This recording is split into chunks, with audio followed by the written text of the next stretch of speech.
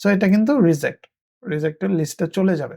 তাকে আমি কেন রিক্রুট করব? আমরা যতগুলো কিওয়ার্ড দিয়েছি তার কোনো কিওয়ার্ডই সে এখানে পুট করে না। আপনার ফেসবুক পোস্ট আপনার চাকরি না পাওয়ার কারণ হতে পারে। 25% যারা আছে তাদের রেজুমেগুলো টোটালি দেখা হয় না। বিলিভ মি, আপনি যদি একটা রেজুমে দিয়ে সব কোম্পানিতে অ্যাপ্লাই করেন, কোনো কোম্পানির এতটা দায় পড়ে নাই যে আপনাকে রিক্রুট করতে হবে। আসসালামু আলাইকুম। আজকের ভিডিওতে আপনাদের হাতে কলমে দেখিয়ে দিব যে কেন আপনারা জব পান না।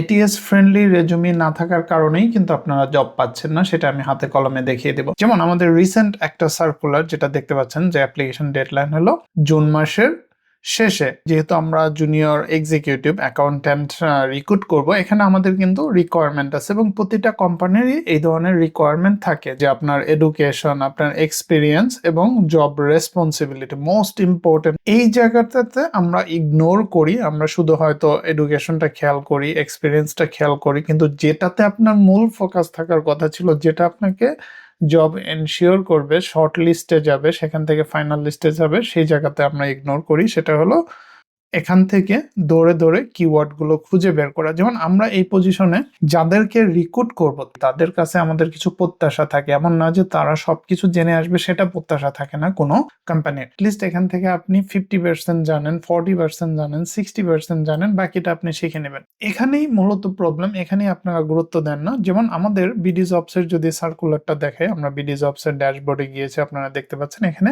540 অ্যাপ্লিকেন্টস অলরেডি অ্যাপ্লাই করে ফেলেছে। আমরা 10 তারিখে পাবলিশ করেছি, আজকে হলো 13 তারিখ জুনের, এবং 540 জন আবেদন করেছে। এই 540 জন থেকে কিন্তু আমরা একজন রিক্রুট করব। এখন কাকে রিক্রুট করব?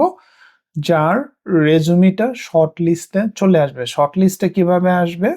যারা আমাদের এই কিওয়ার্ড গুলো তাদের রেজুমিতে ইউজ করবে। যেমন ব্যাট, আবার ইউজ করবে বলতে এমন না যে আপনি জাস্ট কিওয়ার্ড গুলো অ্যাড করে দিলে আপনার জবে। আপনাকে first interview, second interview, office interview, so 2-3টে ইন্টারভিউর ভিতর দিয়ে যেতে হবে। তখন কিন্তু আমরা এগুলো ভেরিফাই করব। কিওয়ার্ড গুলো ব্যাট, ট্যাক্স, বিডিএস, টিডিএস, তারপরে এখানে দেখেন assist in monthly, quarterly, yearly financial closing, তার মানে ফাইন্যান্সিয়াল ক্লোজিং রিলেটেড আপনার এক্সপিরিয়েন্স আছে, loss profit statement, balance sheet, এই রিলেটেড আপনার এক্সপিরিয়েন্স আছে। এই টার্মসগুলো যখন আপনি আপনার রেজুমিতে পুট করবেন, তখন যে পার্থক্যটা হবে সেটা আমি হাতে কলমে দেখিয়ে দেব একদম বিডি জবস এর সাইট থেকে। অবশ্যই এখানে আমার উদ্দেশ্য হলো যে আপনাদেরকে সতর্ক করা, এখানে উদ্দেশ্য হলো আপনাদেরকে গাইড করা, কোনো ডেটা ডিসক্লোজ করা না, যেন আপনারা আপনাদের ভুলগুলো বুঝতে পারেন, যেন একটা স্মার্ট রেজুমির গুরুত্ব উপলব্ধি করতে পারেন। সো আমরা বিডি জবস এর ওয়েবসাইট থেকে এখন আমরা আমাদের যে সার্কুলার সেখানে চলে যাব। সেখানে যাওয়ার পরে আসল খেলাটা শুরু হবে, যেটাতে আপনারা উদাসীন, এতটাই উদাসীন যে যেটা নিয়ে আপনাদের কোনো মাথা ব্যথা নেই। এখন সেটাই দেখাবো আপনাদের।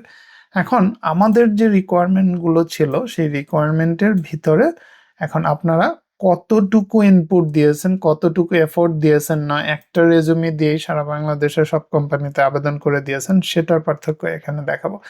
আমার রিকোয়ারমেন্টে যে টার্মস, যে কিওয়ার্ড গুলো ছিল, সেই কিওয়ার্ড গুলো আপনার রেজুমিতে থাকবে না যতক্ষণ না আপনি এই জবের জন্য আপনার রেজুমিটাকে পলিশ করবেন। আপনি যদি একটা রেজুমি দিয়ে সব কোম্পানিতে অ্যাপ্লাই করেন, কোনো এইচআর ম্যানেজারের, কোনো কোম্পানির এতটা দায় পড়ে নাই যে আপনাকে রিক্রুট করতে হবে। অ্যাপ্লিকেশন ট্র্যাকিং সিস্টেমটা কিভাবে কাজ করে এখানে দেখতে পাচ্ছেন, 100%, 75%, 50%, 40%, 25%। এখন আমরা দেখব কার রেজুমিতে কতগুলো কিওয়ার্ড সে ইনপুট করেছে, সেই অনুসারেই কিন্তু এই এটিএসটা কাজ করে। যেটা বিডি জবস এর দেখতে পাচ্ছেন যে এটিএস সিস্টেমটা কিন্তু খুবই স্মার্ট। যেমন আমরা 75%-এ যাচ্ছে, 75% কিন্তু কোনো অ্যাপ্লিক্যান্টের সাথে ম্যাচ করে নাই।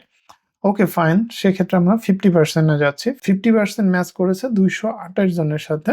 সো এখানে দেখতে পাচ্ছেন 67%, 67%। সো এখানে বিভিন্ন পার্সেন্টেজ যে ম্যাচগুলো সেগুলো এখানে মেনশন করা আছে। কিভাবে মেনশন করা আছে? এই কিওয়ার্ড গুলো তারা তাদের রেজুমিতে পুট করেছে বিদায়ী 40%, 432 জন।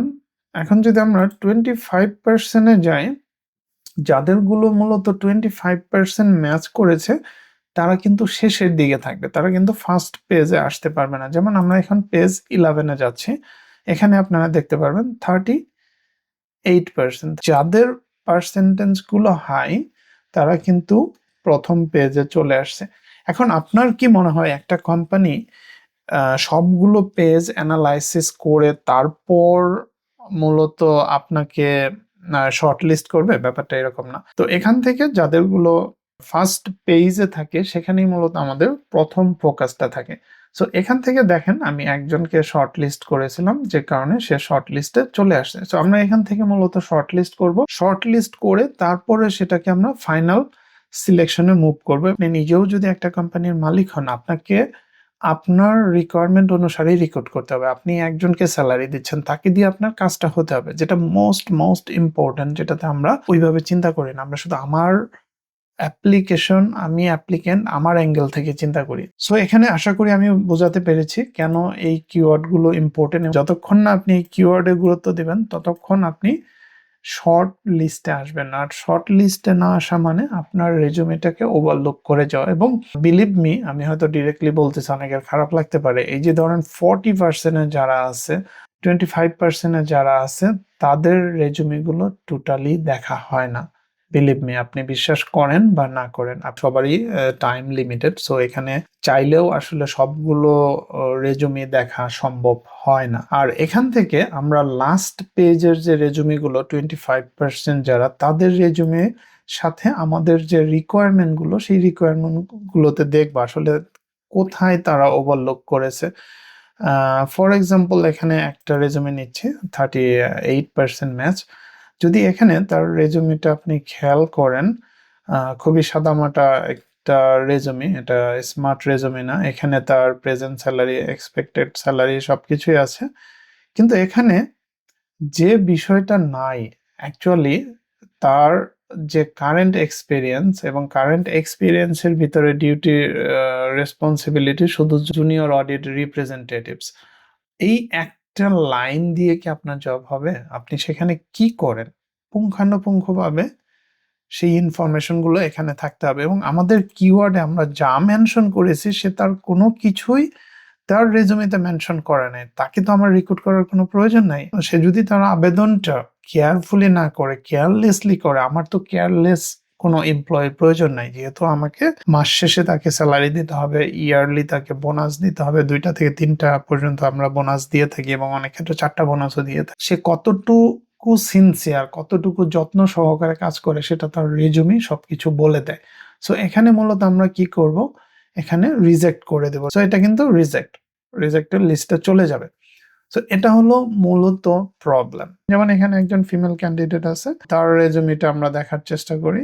এখানে খেয়াল করেন রেজুমেটা খুবই সাদামাটা, এবং তার ট্রেনিং সামারি আছে, ক্যারিয়ার অ্যাপ্লিকেশন ইনফরমেশন আছে, এবং রেজুমেটা আননেসেসারিলি 3 পেজে হয়ে গেছে। যেটা 1 পেজে রেজুমে করা সম্ভব, সেটা আননেসেসারিলি 3 পেজে চলে গেছে, ছিল না। এবং একাডেমিক কোয়ালিফিকেশন কেউ দেখেন একটা টেবিলকে 2টা ভাগ করা হয়েছে। আপনি কেন একাডেমিক কোয়ালিফিকেশন একটা টেবিলের ভিতরে রাখতে পারবেন না? এই জায়গাগুলোতে মূলত আমাদের প্রবলেম।